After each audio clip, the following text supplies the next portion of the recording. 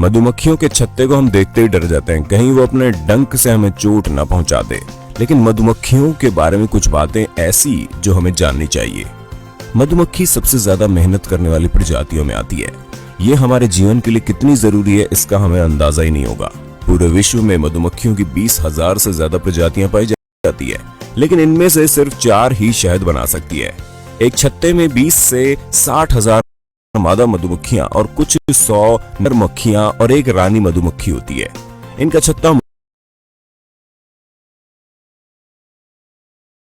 मोम से बना होता है और इनके पेट की ग्रंथियों से निकलता है। केवल मादा मधुमक्खी ही शहद ऐसी जो हमें जाननी चाहिए। मधुमक्खी सबसे ज्यादा मेहनत करने वाली प्रजातियों में आती है। ये हमारे जीवन के लिए कितनी जरूरी है इसका हमें अंदाजा ही नहीं होगा। पूरे विश्व में मधुमक्खियों की 20,000 से ज्यादा प्रजातियां पाई जाती है, लेकिन इनमें से सिर्फ 4 ही शहद बना सकती है। एक छत्ते में 20 से 60,000 मादा मधुमक्खियां और कुछ 100 नर मक्खियां और एक रानी मधुमक्खी होती है। इनका छत्ता मोम से बना होता है और इनके पेट की ग्रंथियों से निकलता है। केवल मादा मधुमक्खी ही शहद बना सकती है और डंक मार सकती है। नर मधुमक्खी तो केवल रानी के साथ संभोग करने और बच्चे पैदा करने के लिए होते हैं। मधुमक्खी 24 किलोमीटर प्रति घंटे की रफ्तार से उड़ती है और 1 सेकंड में 200 बार पंख हिलाती है। मतलब हर मिनट 12,000 बार मधुमक्खियों में कुत्तों की तरह ही बम ढूंढने की शक्ति भी होती है।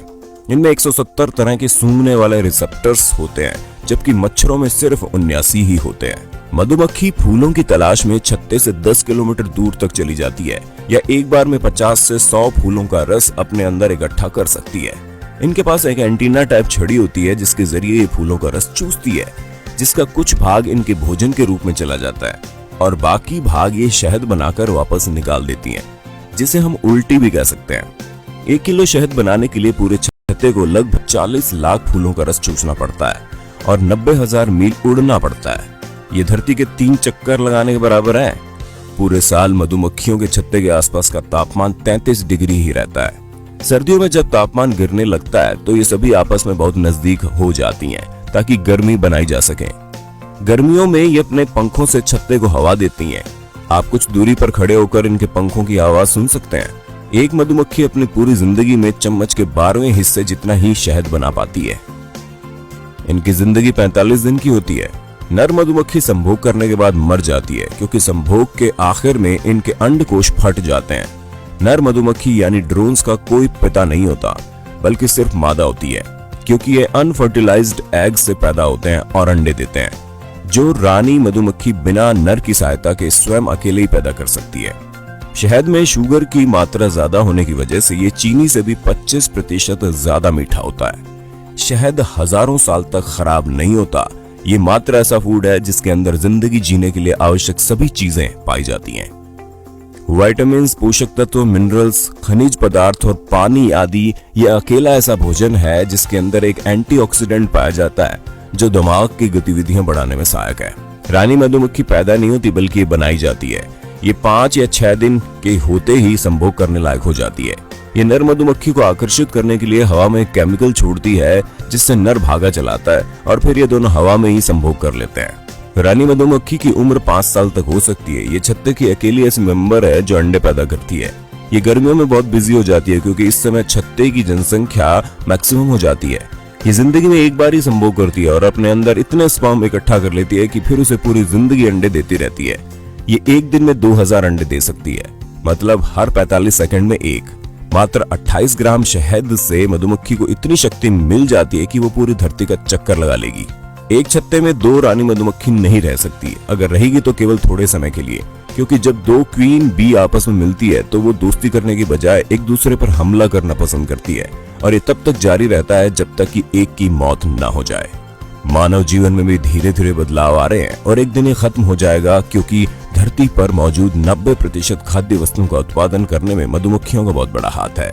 बादाम, काजू, संतरा, पपीता, कपास, सेब, कॉफी, खीरे, बैंगन, अंगूर, कीवी, आम, भिंडी, आड़ू, नाशपाती, मिर्च, स्ट्रॉबेरी, किन्नू, अखरोट, तरबूज आदि का परागण मधुमक्खियों द्वारा ही होता है, जबकि गेहूं, मकई और चावल का परागण हवा द्वारा होता है।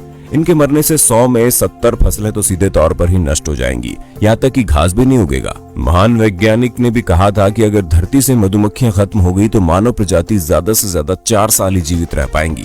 दोस्तों, कई बार आपने देखा होगा कि मधुमक्खियों का कोई झुंड हवा में कोई 25 से 40 फीट की ऊंचाई पर उड़कर जा रहा होता है। उन मधुमक्खियों का आपको काटने का कोई इरादा नहीं होता, बस वो अपने लिए छत्ता बनाने की नई जगह तलाश कर रही होती है। लेकिन लगातार उड़ते रहने की थकावट से परेशान ये मक्खियां काफी गुस्से में रहती है और जैसे ही वो किसी भी चलती फिरती वस्तु से खतरा महसूस करती है तो हमला कर देती है।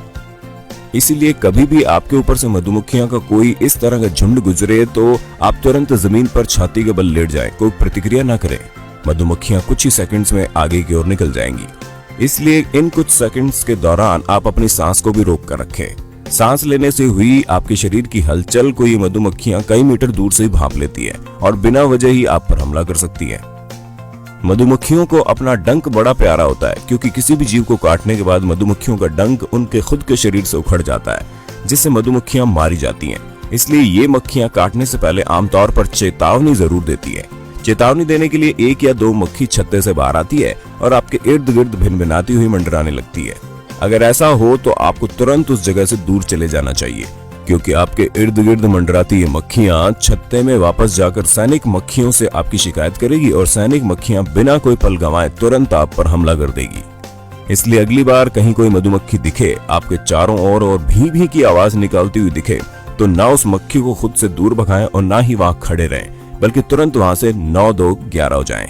उम्मीद करते हैं हमारी ये जानकारी आपको वीडियो में अच्छी लगी होगी। ऐसे ही अन्य वीडियो के लिए हमारे चैनल नॉलेज टीवी हिंदी को सब्सक्राइब करना ना भूलें अपने दोस्तों के साथ और इस वीडियो को शेयर कर देना। धन्यवाद।